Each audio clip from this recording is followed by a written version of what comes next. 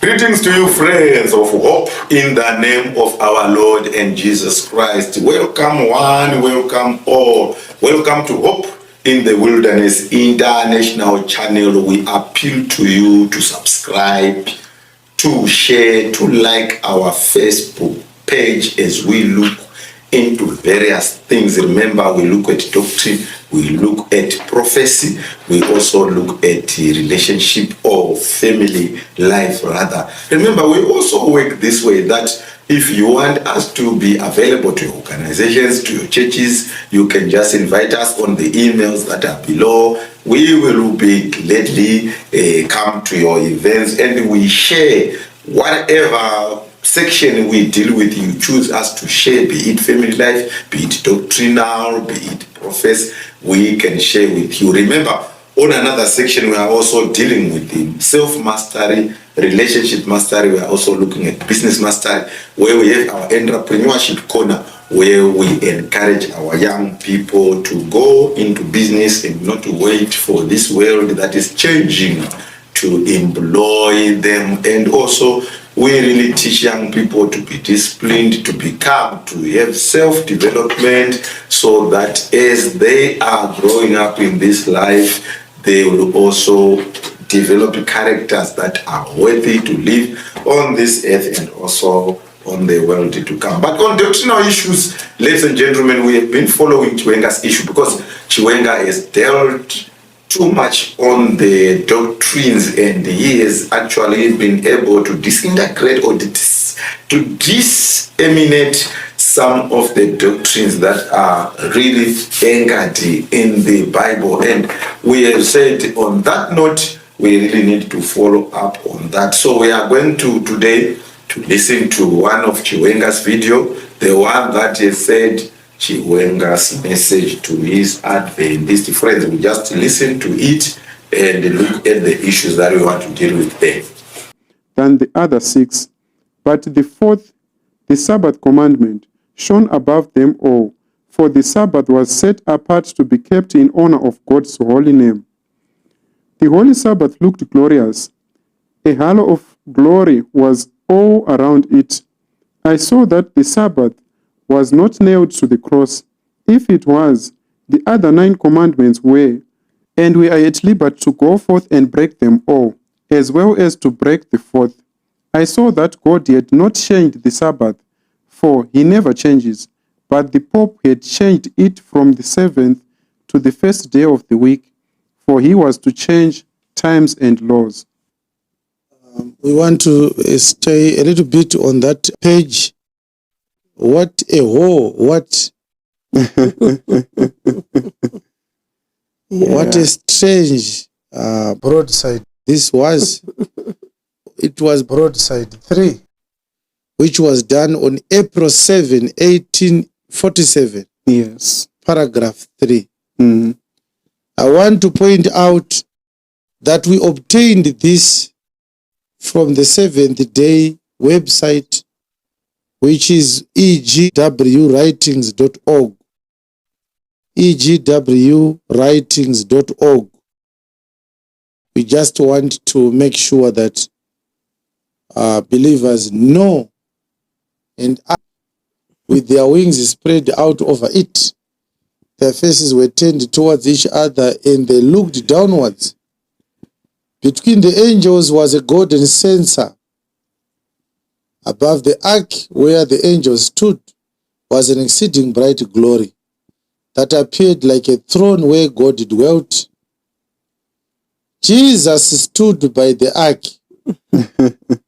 So Ellen White saw God. Yes. And she saw Jesus standing beside God. She saw an ark in heaven. Yes. I don't know which heaven this woman was. We just want to refute what this woman said. Yes. So maybe I don't know if we had finished reading 2 Timothy. Left at verse 25. Yes, but we wanted to read verse 23 to 26. But foolish and unlearned questions avoid, Avoid. knowing that they do generate strife. Yes. And the servant of the Lord must not strive, He must not strive. but be gentle unto all men. So we are going to try and be gentle. Because like I said, our agenda is not to pick up a fight. Yes, Friends which are in darkness, yes, unfortunately, the darkness that the SDA members are in is posing as light.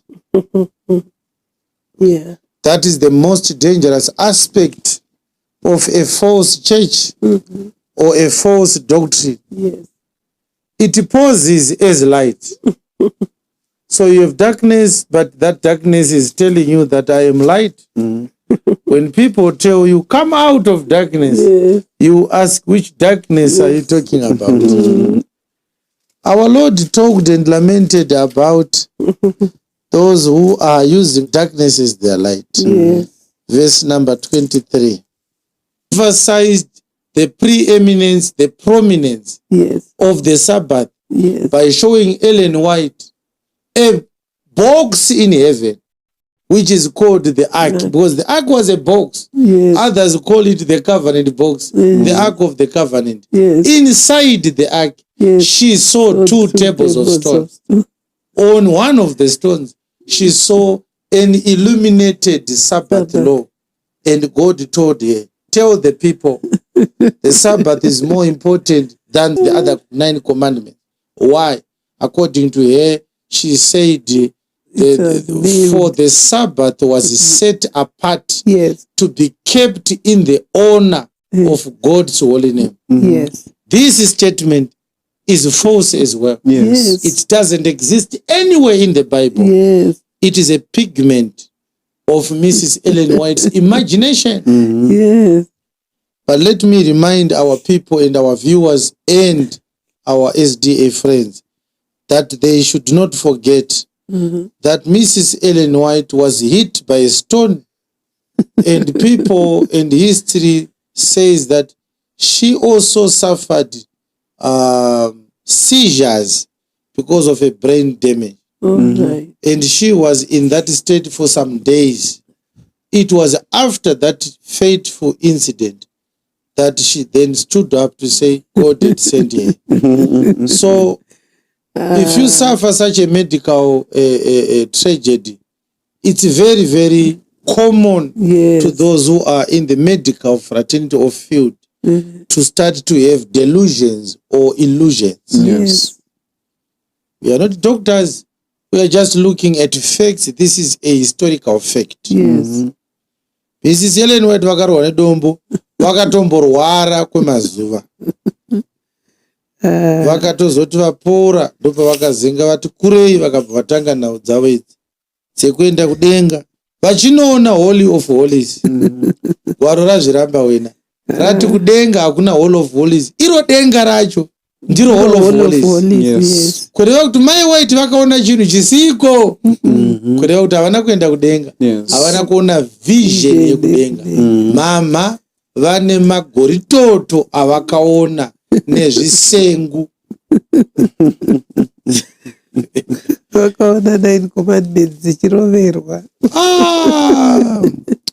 Hebrews chapter 9. Is it true that there is no holy of holies in heaven, but that heaven is the holy of holies? Yes. Verse number 24. For Christ is not entered into the holy places made with hands. Christ is not entered into the holy places made with it. Take note of the phraseology. Take note of the phraseology. Christ is not entered into the holy places made with hands. So the entry place here is the holy place. Yes. So where did Christ enter as a high priest? Which are the figures of the true. The holy places were a figure. They were figures of the true. Yes. But into heaven itself. Oh. Now to appear in the presence of God. Settled matter. Oh, yes. Yes. ndo paya pateta kuti poto vanhu voti koma kuzvikudza It can maitwa sei be clearer kutenda than zvedu this. mumwari Yes. very clear. Yes. it's very clear. Yes. The holy places which Christ entered, it's actually heaven itself. Yes. Christ did not enter into a holy place. No. Christ entered into heaven itself. Yes.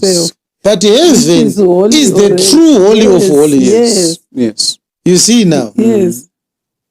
Heaven is the holiest.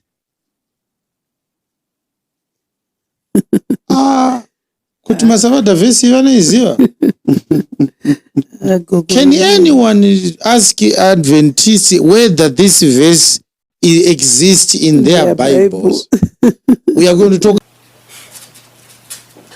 Thank you so much. We have heard Chiwenga speaking with his pastors there, and they've raised quite critical issues that are there. First of all, the issues that they are raising is that Ellen White is a minor. He was made. Why? Because she was having a mental issue after she had that accident of a stone, and then she is not fit to be a prophet. In other words, what she was seeing is a result of some psychiatric problems. She's a whore. We have heard Chiwenga saying what a whore, what a person. We have just listened to that one. Some of these issues we won't respond to it. We don't want to take Chiwenga's route. We want to respond to things that are doctrinal and things that are biblical. So he actually said Ellen White cannot go to heaven to see these things that she saw, which is quite prudent and quite important for us. Now, also she said Ellen White saw the Ark of the Testament in the Hall of Holies. Actually, there's no Hall of Holies, there's no temple. God himself is the temple there. Maybe he's pursuing his argument after he read Revelation 21, which is alluding to the new heaven and the new earth. We have seen also Chiwenga zooming in on Ellen White's vision of the 10 Commandments inside the Ark of Testament, especially with the Sabbath illuminating above all other laws. And he made a statement that Ellen White, he was reading there in the early writings, that Ellen White saw that the Sabbath especially was supposed to be paid attention to because it must be kept for the honor of God. And Chiwenga said he refuted that and says those are lies. So these are the issues we want to try and explore in this video. May God be with you, may God be with us as we together learn these things. So where should we start? We also looked at these things in the previous videos before, so we do not want to repeat a lot of things for the sake of the length of the video, so that is reasonably long. But where we want to start is Revelation chapter 11 verse 19. Revelation chapter 11 verse 19, we want to prove that there is a temple in heaven. There is a temple in heaven. That temple was not seen by Ellen White. It was seen by John the Revelator. Revelation chapter 11 verse 19, it says, "And the temple of God was opened in heaven, and there was seen in his temple the ark of his testament. And there were lightnings and voices and thunderings and earthquakes and great hail." So verse 19 is very pregnant here. It's actually going contrary to all what Chiwenga has said. Let's deal with it now. Let's break it down. And the temple of God in heaven was opened. So number one, it is showing that there is a heaven.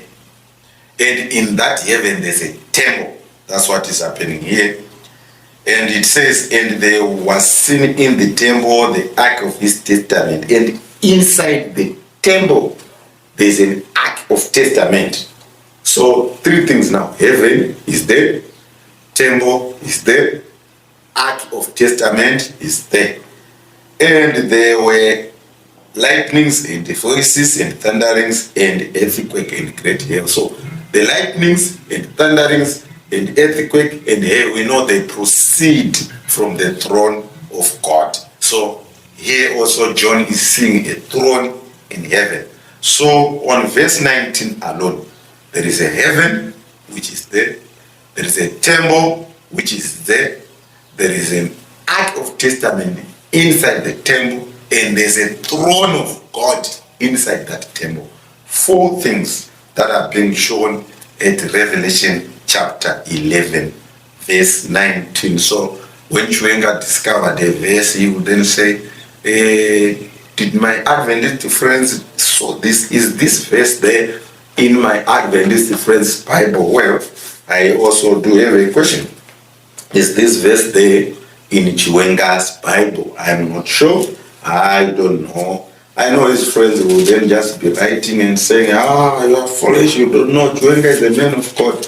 Well, I'm not in a contest with Chiwenga. I'm not proving who is the man of God, who is not the man of God. I'm just reading the Bible truth as it is in Jesus. Hope in the wilderness. In a wilderness of people who are hunger and thirst for the word, as the word is being distorted, we bring it to you and say, friends, here is what the word is saying.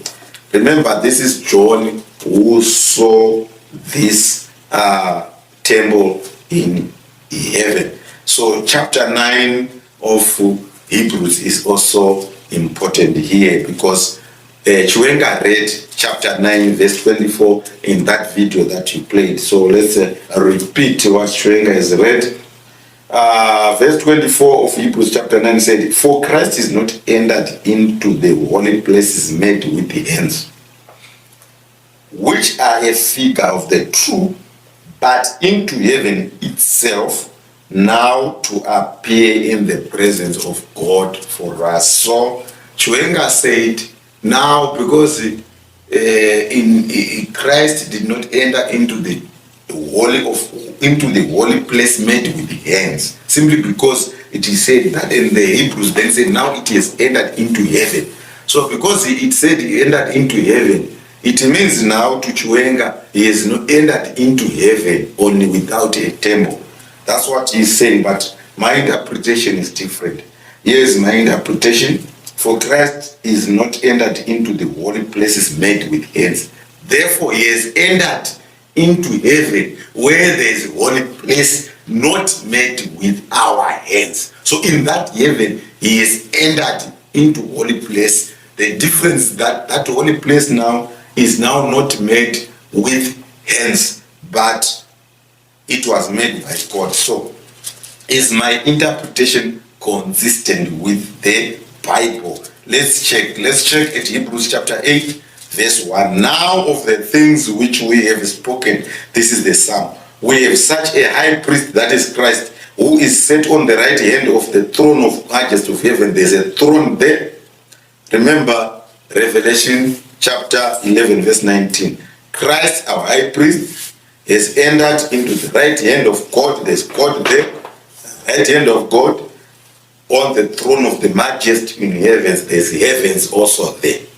Verse 2, a minister of the sanctuary. Number 2, there's a sanctuary there.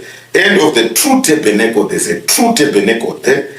And the Lord, which the Lord pitched, and not men, not pitched with men's hands, but with the hands of God. Therefore, Hebrews 9 verse 24, according to the interpretation of Chiwenga, Christ had not entered into the holy place made with the hands. Where did he enter? Into the heavens. Where in heavens? Where there's no temple? No. Verse 2 of chapter 8 says a minister of the sanctuary. Into the sanctuary there. That's where he's ministering. And of the true tabernacle, there's a true temple there, which the Lord pitched and not man. So he did not enter into the tabernacle made with the hands. So it's very consistent with what Paul is saying. But therefore, let me just interpret to you a bit what Paul is saying. What Paul is saying in Revelation in Hebrews chapter 9, verse 24, he is not seeing a prophecy, he's not prophesizing, he's writing what has already happened during his time. He is saying Christ has entered into the holy place. All right, so in other words, during the time of Paul, when Christ ascended to heaven, he entered into the holy place. How do we know he entered into the holy place? We know it when we visit Revelation chapter 4. When he is ushered in, there are candlesticks shown there. Candlesticks are instruments that are in the holy place. They are not in the Holy of Holies. Therefore now, when Christ has entered there, we see candlesticks, we see 4 creatures, we see 24 elders. He is given a scroll, he starts to unseal the seals, which Chiwenga does not know what are the seals. We talked about that for quite some time at length and in detail. Where was this event taking place? In Revelation chapter 4 and Revelation chapter 5. That event was taking place in the holy place. Therefore, Hebrews 9:24 is consistent with Revelation 4 and 5.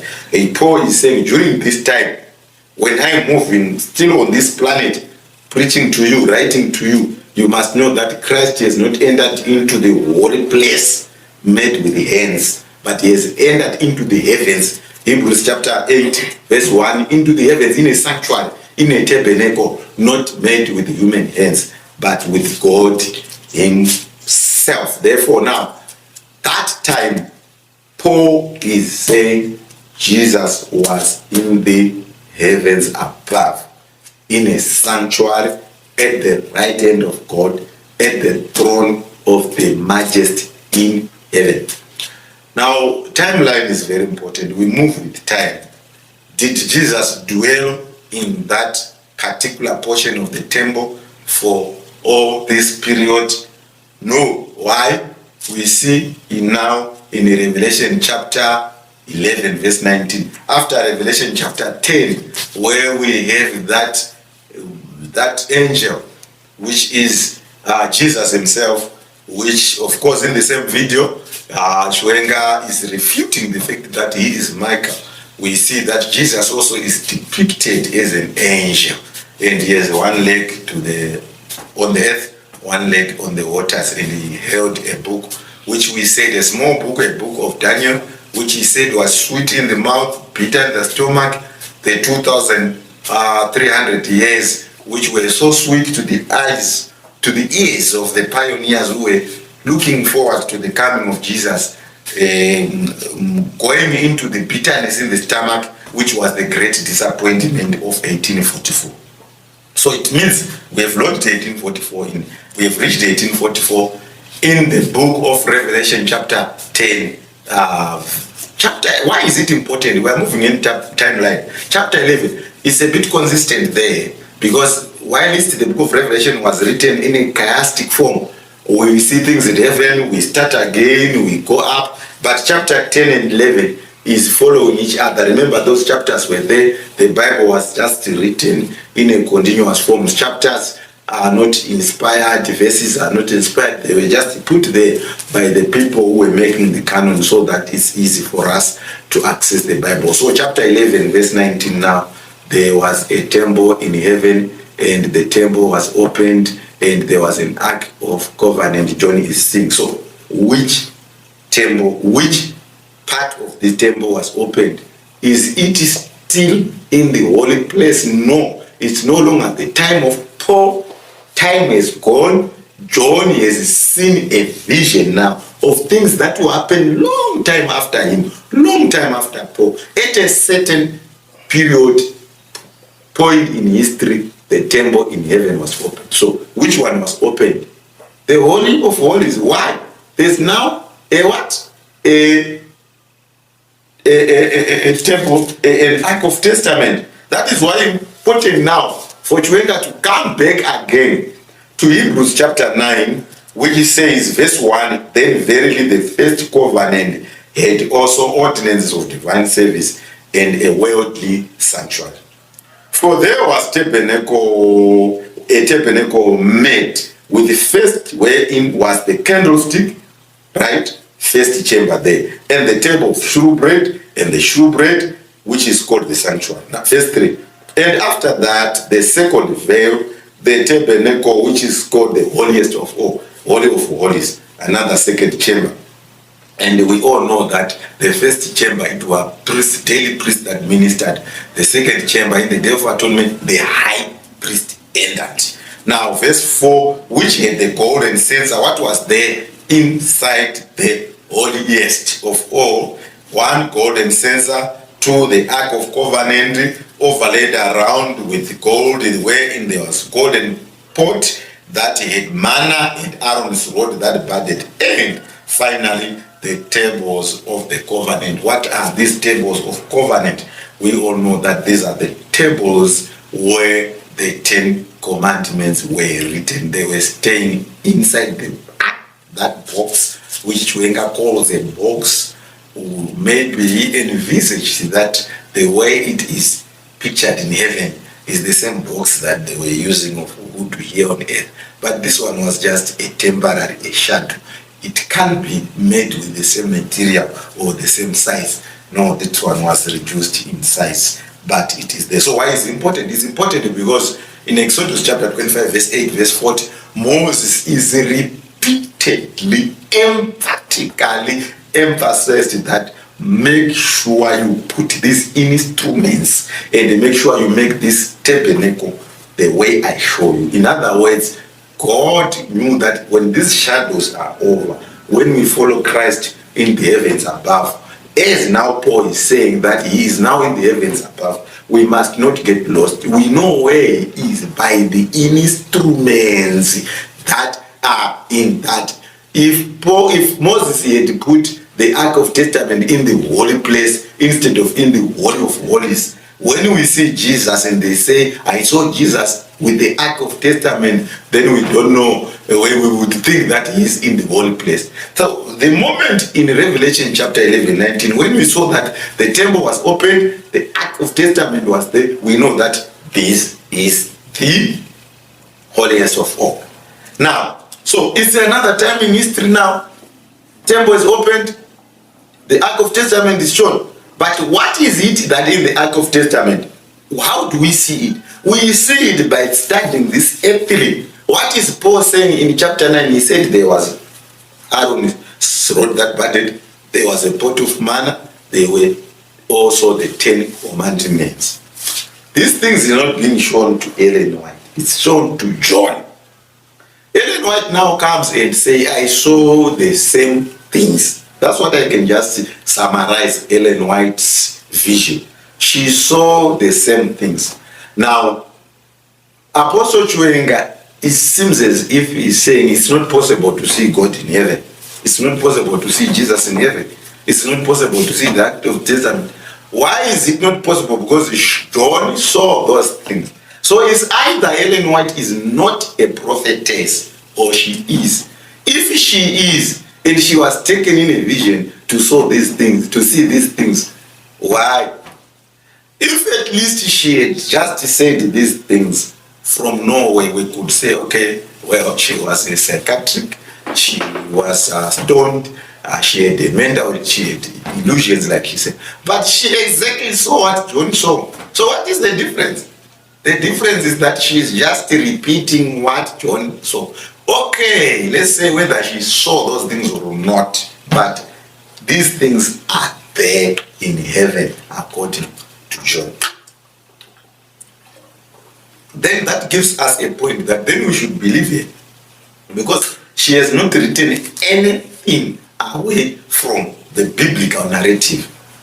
Now, remember when we were looking at 10 prophecies, remember I said Revelation chapter 10 is a fulfillment of 2,300 years. And it's only Ellen White that then picked up from Daniel chapter 8 verse 14. No other prophet on this planet wrote about the 2,300 years. No other also movement experienced the disappointment as is depicted in the Bible, that when they read this Bible, this small book of Daniel, it will be sweet in their mouth and it will be bitter in the stomach, no any other movement explain this disappointment.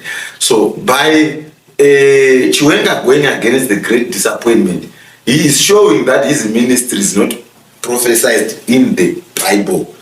By Chiwenga also refuting the fact that there is a temple in heaven, he is showing that his ministry is not based in the Bible. In other words, his ministry is just a rhetoric and the same concept as that of Branham, who refused the Sabbath, that of Branham, who refused the issue of the law of end-time message, and all other modern day charismatic movements. By the way, Ellen White, from what Chiwenga was written, she says, I saw that the Sabbath was not obliterated or was not removed. She said, if it was, it means even the other 9. So she is saying, Ellen White, I saw that the Sabbath commandment is still there with the other 9 to make them 10. That is the interpretation of Mr. Chiwenga.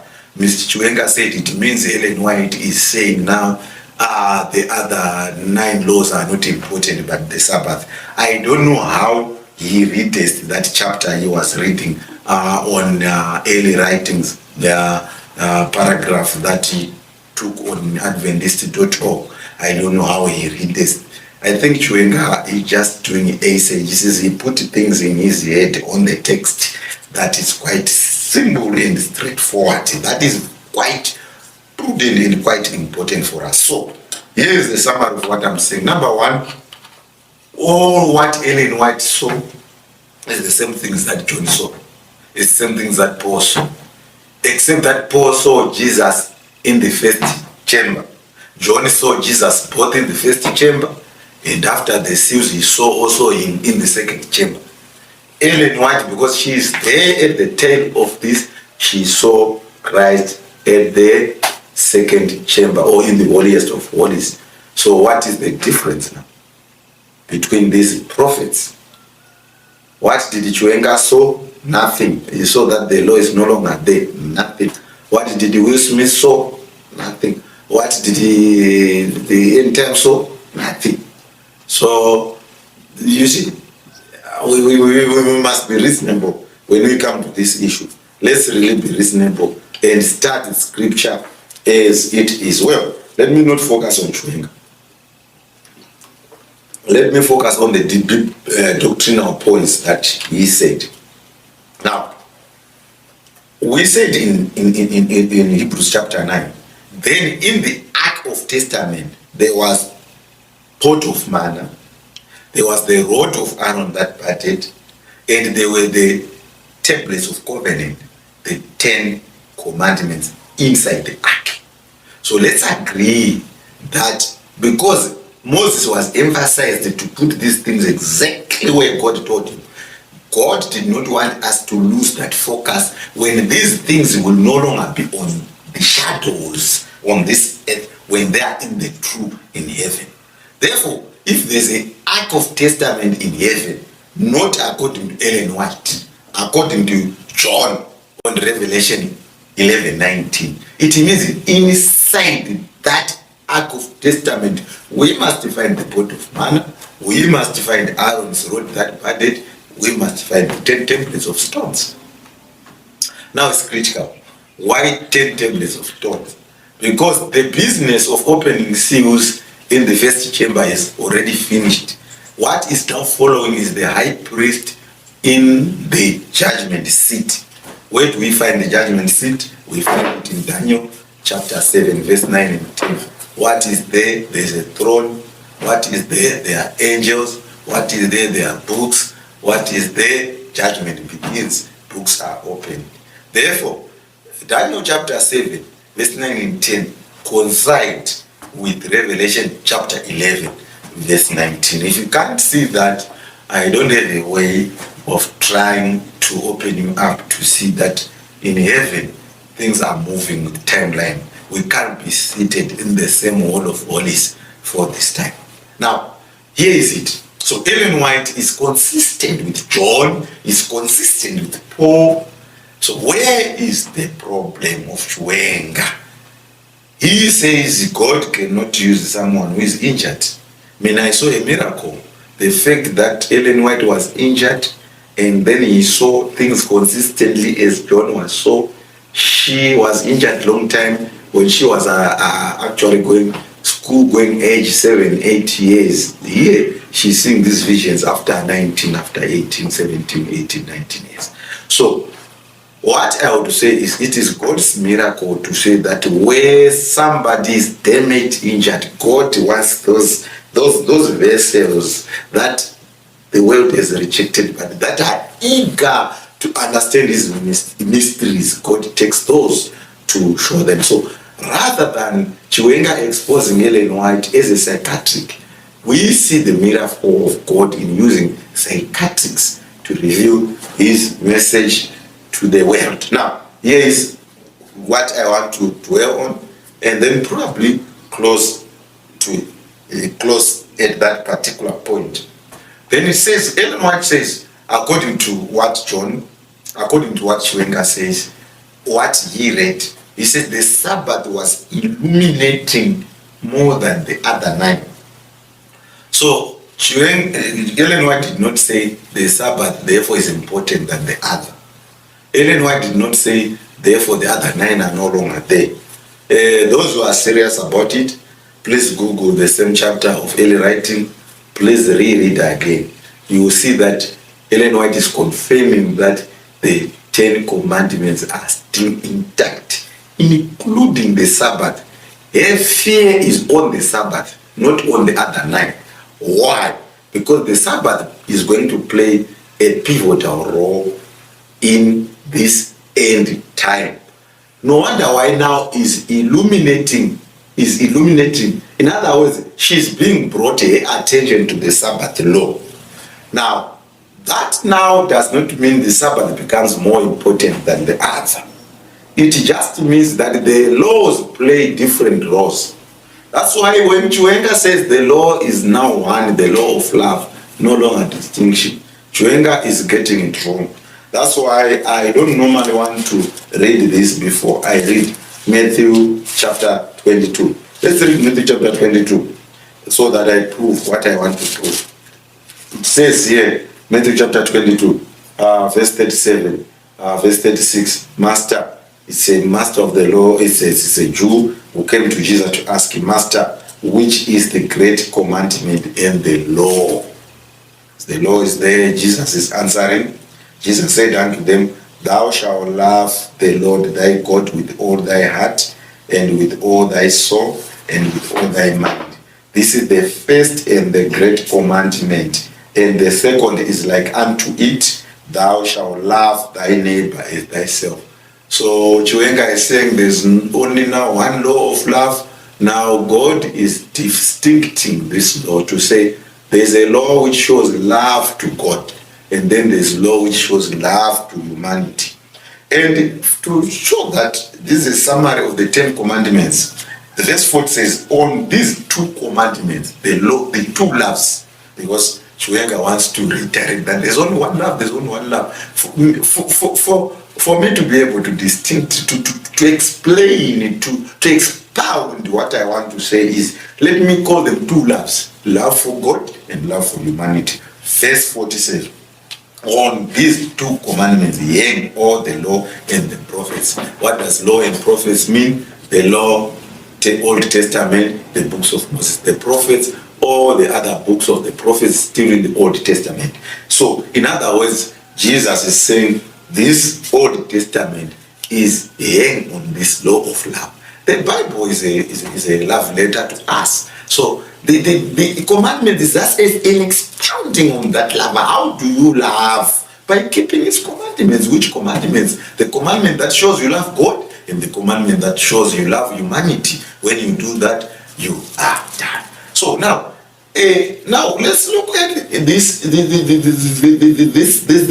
law. You see, it said the Sabbath is a law that honors God. And Chiwenga says she is lying. But let's trace a bit there and see that was there a particular attention that was given to the law of the Sabbath in the law and the prophets in the Old Testament to show that the law of Sabbath played a prominent role in the Old Testament. It's quite critical for us to look at that, because when Ellen White makes that statement that the Sabbath was illuminating above because it is honors God, by keeping it we are honoring God, Chiwenga is refuting that. So let's just brief up that statement, because we are going to be pursuing this as a series. It won't end now. Now let's just go back a bit to Genesis chapter 2. Genesis chapter 2.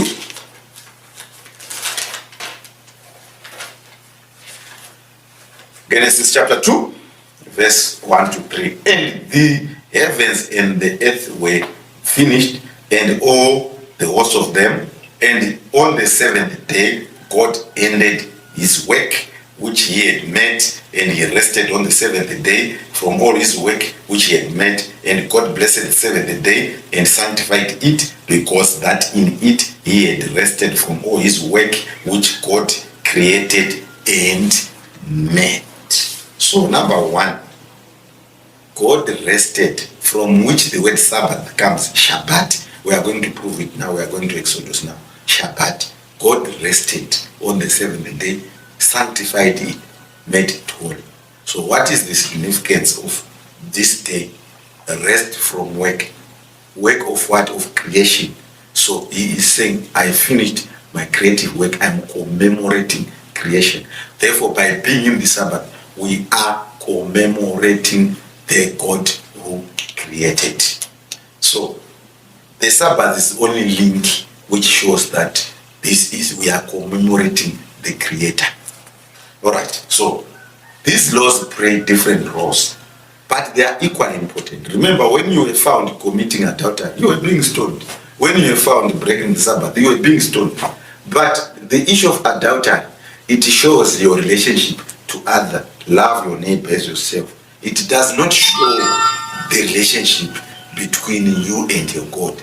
The Sabbath does. Now, I know some people are going to say, no, when you don't commit adultery, it shows that the relationship with your God. Follow my argument.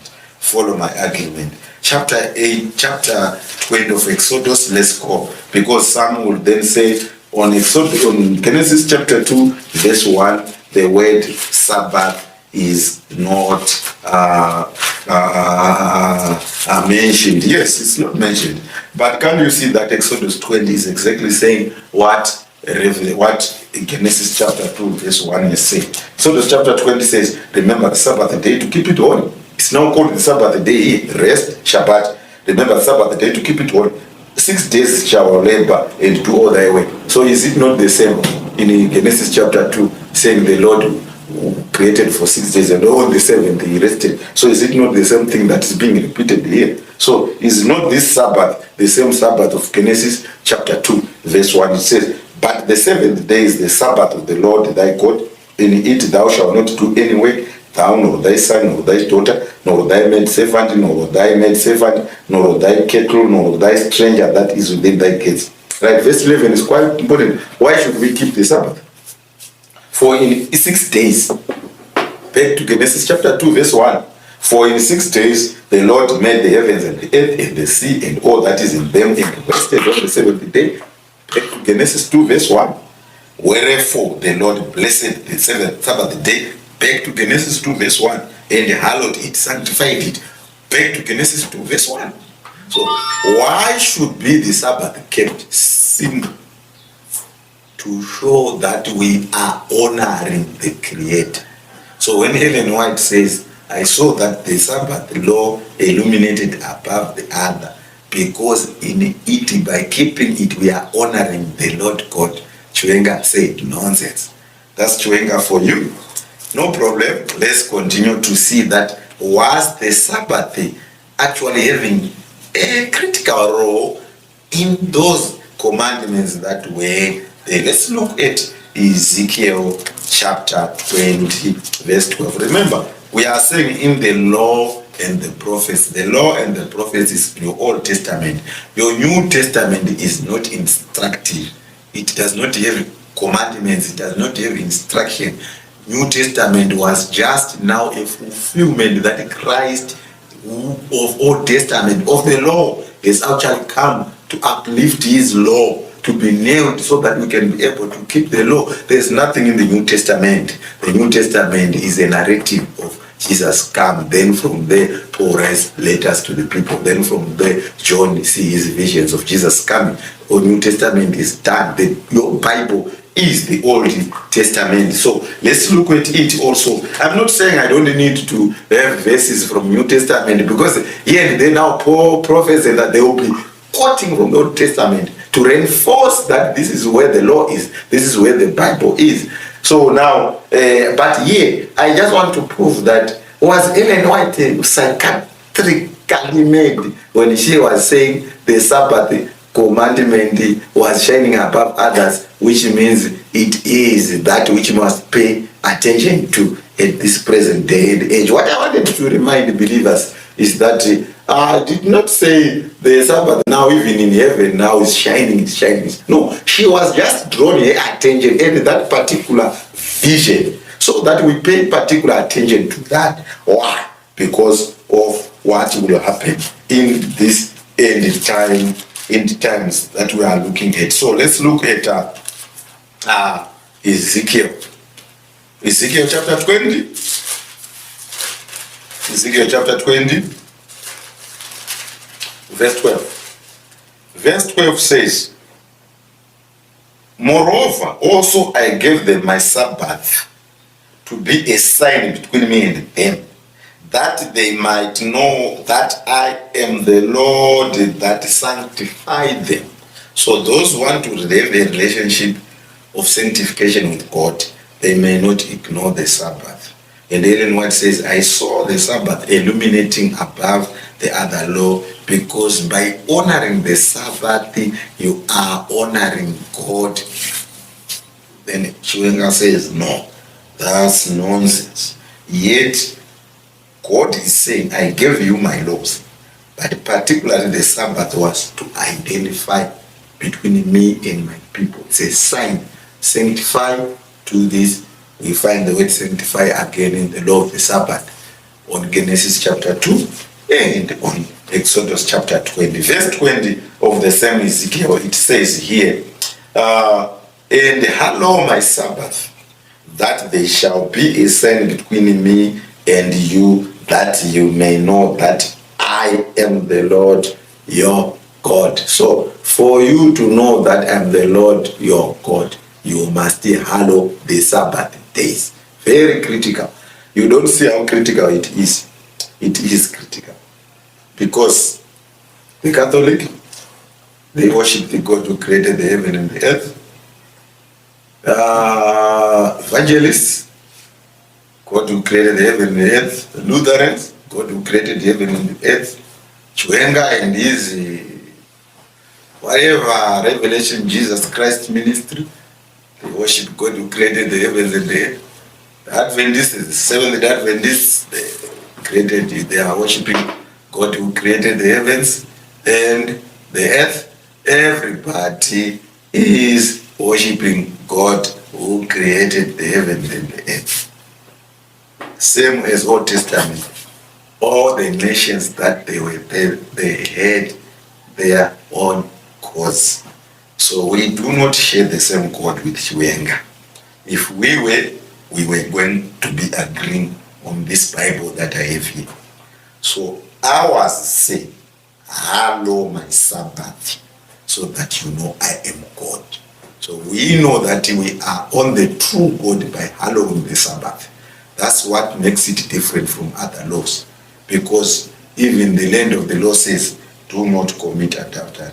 If you are found with another person's wife, they will take you to the chief, you are going to pay. If you are found stealing, you are going to go in the jail, and it, regardless of your God or what. But if you are found breaking the Sabbath, it is only God who is going to hold you accountable. because now you are shown that you don't have a relationship with this God.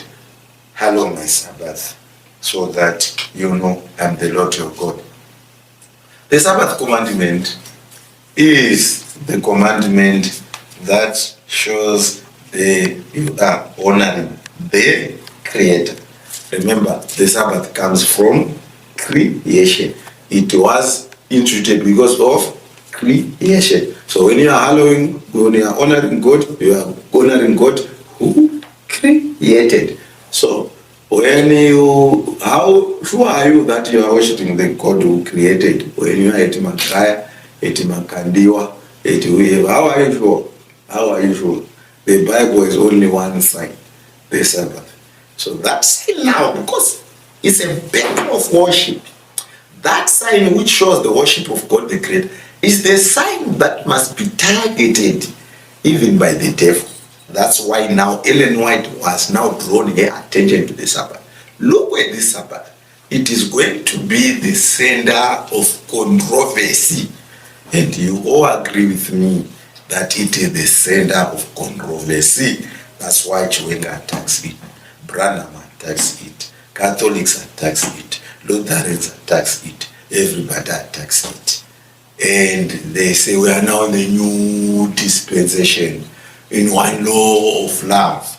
May God bless us as we are going now to really show that the Sabbath law must illuminate above all other laws. Not that is important, not that that it is the most important than the other 9, but that is the pivotal way the great controversy will happen, so that even if you keep the other 9, when you are not on the Sabbath, you are not worshiping the one who created the heavens and the earth. May God bless us. Open the wilderness. Share, like, subscribe until we meet again on the same episode. God bless you.